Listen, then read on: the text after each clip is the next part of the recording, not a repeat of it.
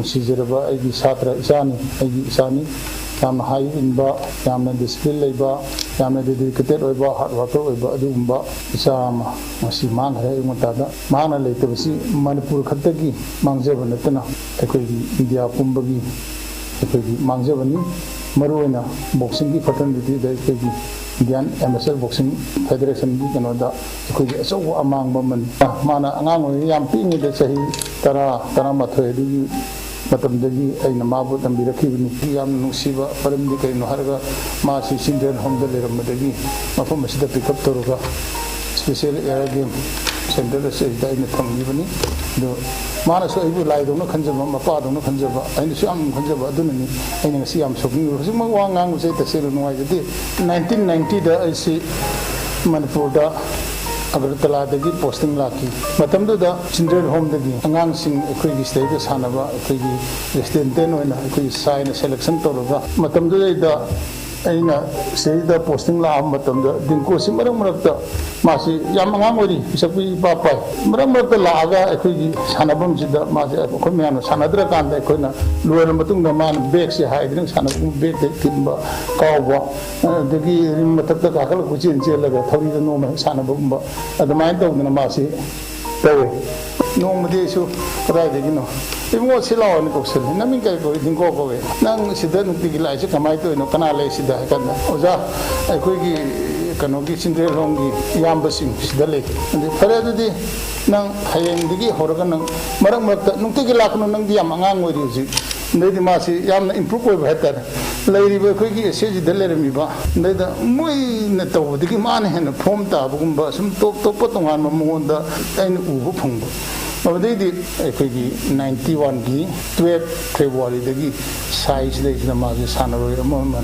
ꯑꯣꯏꯅ ꯑꯦꯟꯔꯣꯜ ꯇꯧꯔꯒ ꯃꯥꯁꯤ ꯂꯩꯈꯤꯕꯅꯤ ꯑꯗꯒꯤ ꯃꯥꯅ ꯆꯍꯤ ꯑꯃ ꯐꯥꯗꯅ ꯁꯥꯟꯅꯔꯤꯕꯒꯤ ꯆꯍꯤ ꯑꯃ ꯐꯥꯗ꯭ꯔꯤꯉꯩꯗ ꯃꯥꯁꯤ 1991ꯒꯤ ꯑꯩꯈꯣꯏꯒꯤ ꯅꯦꯁꯅꯦꯜ ꯁꯕ ꯖꯨꯅꯤꯌꯔ ꯆꯦꯝꯄꯤꯌꯟꯁꯤꯞꯁꯤ ꯃꯥ ꯁꯦꯂꯦꯛꯁꯟ ꯐꯪꯕ ꯆꯦꯝꯄꯤꯌꯟꯁꯤꯞꯁꯤ ꯑꯝꯕꯥꯂꯥꯗ ꯄꯥꯡꯊꯣꯛꯄꯅꯤ ꯃꯗꯨꯗ ꯃꯍꯥꯛꯁꯤ ꯒꯣꯜ ꯂꯧꯔꯛꯈꯤꯕꯅꯤ ꯑꯍꯥꯟꯕ ꯑꯣꯏꯅ ꯅꯣꯔꯠ ꯏꯁꯀꯤ ꯑꯣꯏꯕ ꯇꯣꯉꯥꯟꯅ ꯔꯤꯖꯅꯦꯜ ꯑꯣꯏꯕ ꯀꯝꯄꯤꯇꯤꯁꯟ ꯃꯌꯥꯝ ꯑꯃꯁꯨ ꯇꯧꯔꯝꯃꯤ ꯑꯩꯈꯣꯏꯒꯤ ꯁ꯭ꯇꯦꯠ ꯂꯦꯚꯦꯜ ꯅꯠꯇꯕꯤꯗ ꯑꯗꯨꯒꯨꯝꯕ ꯃꯌꯥꯝꯁꯤꯁꯨ ꯃꯥꯁꯨ ꯁꯛꯁꯦꯁ ꯑꯣꯏꯁꯤꯜꯂꯛꯄ ꯃꯁꯤꯒꯤ ꯁꯥꯟꯅꯔꯕ ꯃꯇꯨꯡꯗ 1994ꯗ ꯑꯩꯅ ꯇꯤꯝ ꯄꯨꯏ YMCA International Boxing Championship Tournament है मतलब चैंपियनशिप है मतलब से एकदम आगे यामने बेस्ट परफॉर्मेंस भी भाई बता रहे मीन था जो दबा इंटरनेशनल के अहान बा एरेना सुमान तारी नहीं वो इधर माय पुंसी की और देखिए SAG की स्टेट लेडी बांग सिंह की जो है ना मान अहान वो इधर और देखिए माजी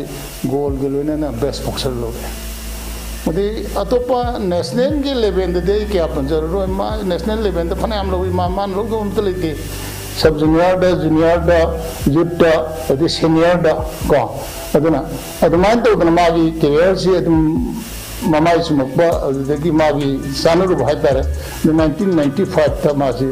नेवी दा अखरी नेवी ऑफिसर सिंह तो मासी ज्वाइन तो होंगे 94 की लास्ट नत्रगन 95 माइल लेंगन एक्जेक्टली डॉक्यूमेंट बुक दी लेते हैं अदमाइल लेंगन खले अंदगी नेवीदा लेबदगी मासे अमुक हन्ना डेवलप तवे मा सुती हे थोको असिदि चलकनी अखोइगे अंगांसिंग सानमिननी अदगी एंगोंदगी ओजाना पेट पाइबी ओन पाइनी कोनी समाल तौदना अदुम तौबसिना 1997 की किंग्स कप अखोइगी एशिया कंट्री की क्वाइदगी सावा कंपटीशन अमुकले माना गोल गोलने ना बेस्ट बॉक्सर अमुक सलुक्सले नेवी की ऑफिसर ओने लेरमनी पीटी ऑफिसर ओने लेरमनी अदुदगी मा थादो ओजा आई साइड लांगनी ओजा के लेमिनरसी हाइदना मा मा हैव द एफर बुंग नंग कोचिंग लाइन द लाको पामदि याम फरे ओजा जो अलु रबनी ना नंग मो सिलोरो लोरे बुंग फरे नंग लाओ अना हाइर मतुंग द अदमाइन तौदना अखोइगी 2013 की December da that for the exactly निचंग बंगम दरे December da मासे सी मफम सिदा join तवी ओजावन मानग सी खौदन लेखिदबजे आइगी यामना आइगी अमरम दा आइनि खंजरमबा आइखोइना हल ओराबनिना आइखोइना तौबंगम दबा थबक मयाम अमा मोइना अवांग इंटरनेशनल की एरेना दा चलुरबनिना मोइदे नॉलेज खरा फंगगा शेयर तौगनि अंगांसिंग दा होगललिबा अंगांसिंगसिबु लमजिंग न ताकगिनि हाइना इनि खलमबो वखल दो मदुमदि ओइबंगम दरे इसोर मागी थौजानी मतंग पोक अफम पोगा समाय तौदना Manipur Imangi मिचे पोरपसे ngam bo oresno hogolari ban haron singbu lamjingbigedawa lamtakbigedawa akoigi oja dingkuna thadooga akoi mayambu thadoo sakhiba numit asibu yamna nungaitaba numit ado ngasigi numit asi oire ado ojabu kaidongaido oja dingku akoina kawba ngamoi kauthopasu ngamu aigi oinadi aigi life ta ngasi aina oirakliba sanabagi field da aina fangjariba achievement mayam asi ojabu ujabadagi ojana Asian Games gold medals lauraga lakhiba dudagi aina piingaidagi ojabu aigi hero oina aigi idol oina aina mabu ma dawna sanaba phawa player ma oiningbagi wakhal loiga loinana aina boxing haba masana sida khongdara khebani ngasi ojana akhoi mayam bu thado chakheba jam thawai nungaiti yam thina thamoi soi akhoigi hogol aiba yang angang sing naron singi amadi akoi sanaroi mayam singi chauba mangjaba mani ojana akhoi mayam bu thado ga chakhebase oja kaidongoi akhoi kabu ngamde oja bu lairam lenda fajana nungaina isori mafamda khoya khada nungaina ingna tapna santi oina tinbo oiru ko oja kaidongoi oja bu su kaw ngamoi khoina